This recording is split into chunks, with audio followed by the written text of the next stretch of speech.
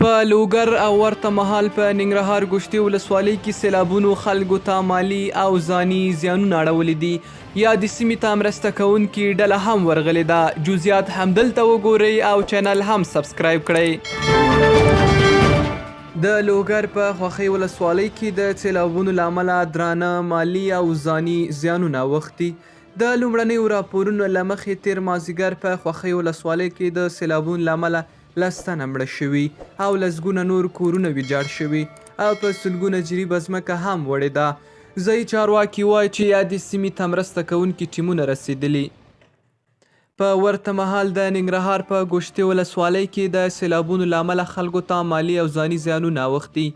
ځای اوسیدونکي وایي چې په ګوشتې ولسوالۍ کې بېګا شپه د ورښتونو له امله 15 تنه سیلاب وړي او ډیر کورونه یې تخریب کړي دي او په لسګونه جریبه ځمکه هم سیلاب له منځه وړې ده.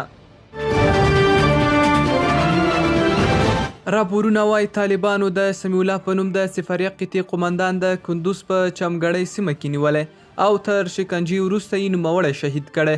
د هغه خپلوان وایي د پخواني حکومت تر سقوط وروسته سمیع الله اوس کوم نظامي فعالیت نه درلود او دا مهال یې کندوز کې ژوند کاوه.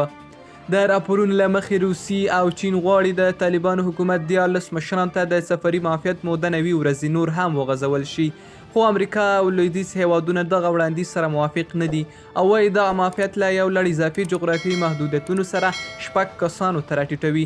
امریکا متحدان وایي دا ګام ځکه اخلي چې د طالبانو حکومت د ښځو حقونو رعایت او د ټولګډوني حکومت جوړولو په تړاو پر خپلو ژمنو عمل کړی.